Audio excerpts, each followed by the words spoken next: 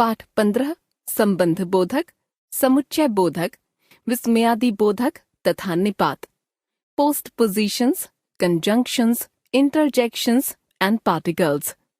संबंध बोधक post positions वे अविकारी शब्द जो वाक्य में संज्ञा या सर्वनाम के बाद प्रयुक्त होकर वाक्य के अन्य संज्ञा या सर्वनाम से संबंध बताते हैं, संबंध बोधक कहलाते हैं। देखिए उदाहरण। डाकघर के सामने बाजार लगता है।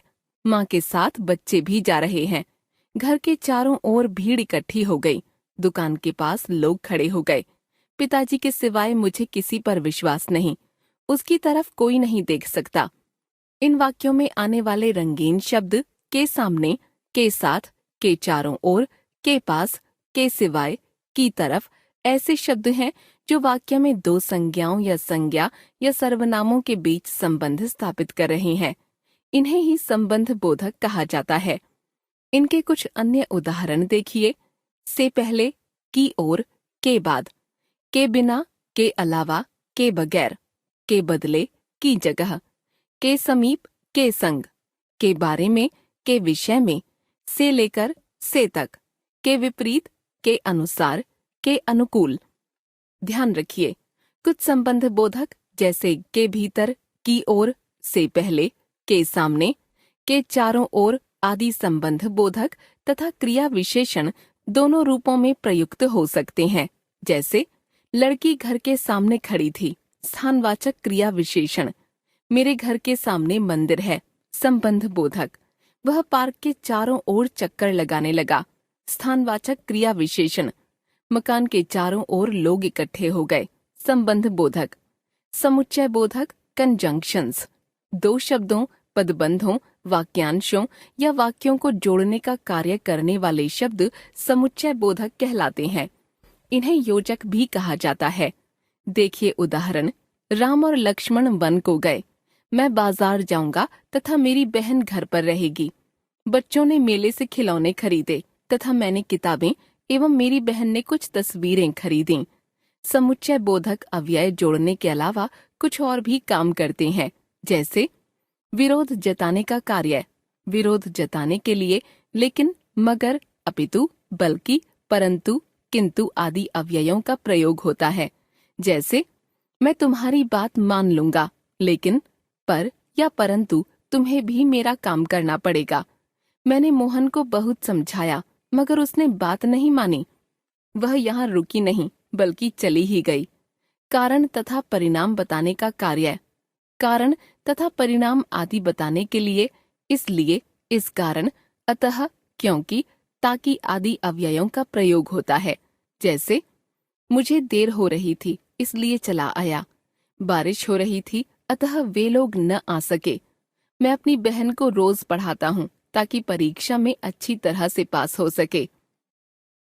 विकल्प बताने का कार्य, दो वस्तुओं में विकल्प दिखाने के लिए या अथवा नहीं तो अन्यथा आदि अव्ययों का प्रयोग होता है। जैसे तुम्हें या तुम्हारे भाई को यहाँ रुकना पड़ेगा, या तो आप रुकिए या अपने भाई को यहाँ छोड़ दीजिए। काम करो अन्यथा नौकरी से निकाल दिए जाओगे। परिश्रम करो नहीं तो फेल हो जाओगे। समुच्चय बोधक के दो भेद होते हैं। समुच्चय बोधक के भेद, समानाधिकरण, व्यधिकरण। समानाधिकरण समुच्चय बोधक वे अव्यय जो दो समान स्तर वाले या समान अधिकार वाले अंशों को जोड़ने का काम करते हैं, समानाधिकरण समुच्चय बोधक कहलाते हैं। जैसे किंतु, और, या, अथवा आदि। जैसे अध्यापक आए और कक्षा शुरू हो गई। सुनील अथवा गीता को यहाँ से जाना होगा। व्यधिकरण समुच्चय बोधक जो अव्यय प्रधान उपवाक्य तथा आश्रित उपवाक्यों को जोड़ने का कार्य करते हैं, व्यधिकरण समुच्चय बोधक कहलाते हैं। जैसे क्योंकि, चूंकि, तथापि, अर्थात, मानो, ताकि, जिससे आदि। जैसे परिश्रम करो ताकि अच्छे अंक ला सको। पिताजी ने कहा कि आज वे दफ्तर नहीं जाएंगे। विस्मयादि बोधक इंटरजेक्शंस विस्मयादि बोधक विस्मय जमा आदि जमा बोधक वे अव्यय हैं जो विस्मय या आश्चर्य, हर्ष, घृणा, दुख, पीड़ा आदि मन के भावों को बताते हैं। विस्मयादि बोधक शब्द स्वतः हमारे मुंह से किसी विशेष स्थिति में निकल जाते हैं और हमारे मन की भावनाओं को प्रकट करते हैं, जैसे विस्मय या आश्चर्य सूचक, ओह, अहो, अरे, हैं, क्या आदि। अरे, यह मकान गिर पड़ा है, तुम यहाँ कब आए? क्या वह चली गई? हर्ष या उल्लास सूचक, वाह, बहुत अच्छे, बढ़िया, अति सुंदर, क्या खूब आदि। वाह, तुमने तो कमाल कर दिया, बहुत अच्छे, ऐसे ही मेहनत करते रहो, बढ़िया, इसी तरह काम करते रहो। शोक, पीड़ा या ग्लानि सूचक, उफ, हाय, हाय राम आदि। उफ, बहुत दर्द है, क्या करूं?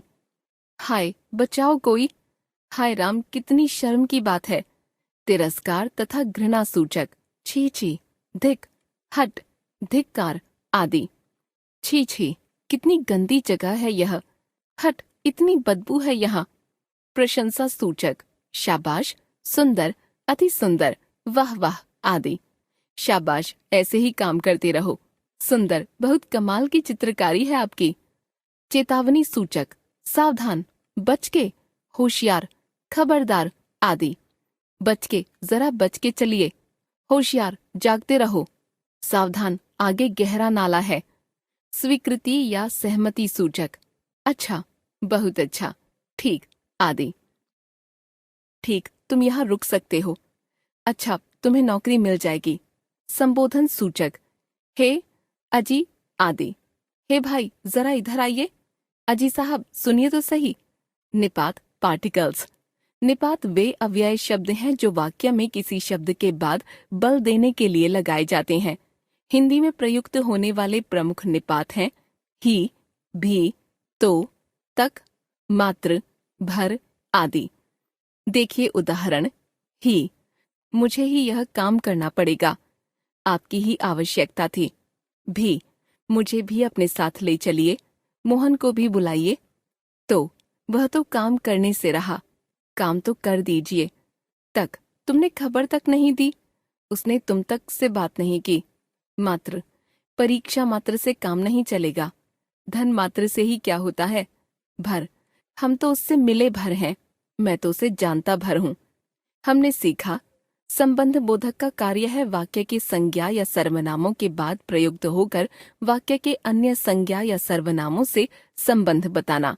समुच्चय बोधक वे शब्द हैं जो दो शब्दों, पदबंधों, वाक्यांशों या वाक्यों को जोड़ने का कार्य करते हैं।